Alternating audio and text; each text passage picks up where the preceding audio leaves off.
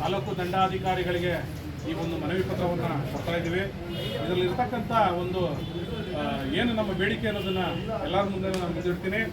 ಮಾನ್ಯ ಸಿದ್ದರಾಮಯ್ಯನವರೇ, ಮಾನ್ಯ ಮುಖ್ಯಮಂತ್ರಿಗಳು, ಕರ್ನಾಟಕ ಸರ್ಕಾರ, ವಿಧಾನಸೌಧ ಬೆಂಗಳೂರು ಇವರಿಗೆ ನಂಜನಗೂಡು ತಾಲೂಕು ತಹಸೀಲ್ದಾರ್ ಅವರ ಮುಖಾಂತರ ದೇವಸನಹಳ್ಳಿ ಮತ್ತು ಹೊಸೂರು, ಕೆಬ್ಬಾಪುರ, ಉಪ್ಪಿನಹಳ್ಳಿ, ಗುಣತಕಾಲ, ಮಾಡರಳ್ಳಿ, ಸಿಂಗಾರಿಪುರ, ಶ್ರೀನಗರ ಗ್ರಾಮಸ್ಥರ ಮನವಿ. ಮಾನ್ಯ ಮುಖ್ಯಮಂತ್ರಿಗಳೇ, ಶ್ರೀ ಸಿದ್ದರಾಮಯ್ಯನವರೇ, ನಂಜನಗೂಡು ಪಟ್ಟಣದಿಂದ ಕೇವಲ 5 ಕಿಲೋಮೀಟರ್ ಇರುವ ದೇವಸ್ಥಳೀಯ ಮುಖ್ಯ ರಸ್ತೆಯು ಹದಗೆಟ್ಟು ಸುಮಾರು ವರ್ಷಗಳೇ ಕಳೆದು ಹೋಗಿದೆ. ಸಾರ್ವಜನಿಕರು ಓಡಾಡಲು ತೊಂದರೆಯಾಗಿದೆ. ಪ್ರತಿನಿತ್ಯ ಕಾರ್ಮಿಕರು ನಂಜನಗೂಡಿಗೆ ಹಗಲು ಮತ್ತು ರಾತ್ರಿಯ ಪಾಳ್ಯಗಳಲ್ಲಿ ಹೋಗುವ ಸಂದರ್ಭದಲ್ಲಿ ಹಳ್ಳಕೊಳ್ಳಲಿಂದ ಕೂಡಿದ ರಸ್ತೆಯಿಂದ ಅಪಘಾತವು ಸಂಭವಿಸಿವೆ.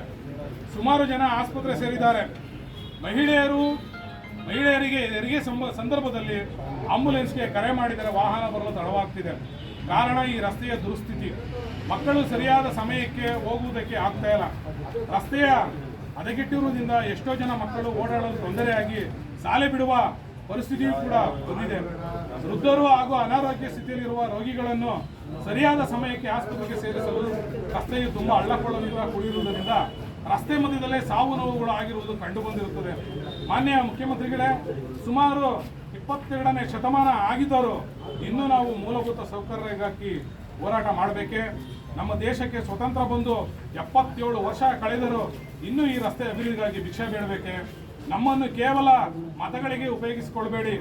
ನಮ್ಮನ್ನು, ನಮ್ಮ ಗ್ರಾಮವನ್ನು, ನಮ್ಮ ಗ್ರಾಮದ ರಸ್ತೆಗಳನ್ನು ಅಭಿವೃದ್ಧಿಪಡಿಸಿ ವಿಶೇಷವಾದಂತಹ ನಿಮ್ಮ ಅನುದಾನವನ್ನು ನೀಡಿ ನಮ್ಮ ಎಲ್ಲ ಕಷ್ಟವನ್ನು ಸಂಪೂರ್ಣವಾಗಿ ಪರಿಹರಿಸಿ. ಪ್ರತಿಯೊಬ್ಬರು ಗ್ರಾಮಸ್ಥರನ್ನು ಅಭಿವೃದ್ಧಿಪಡಿಸಿಕೊಡಿ ಎಂದು ಈ ಮೂಲಕ ಮನವಿಯನ್ನು ಸಲ್ಲಿಸುತ್ತೇವೆ.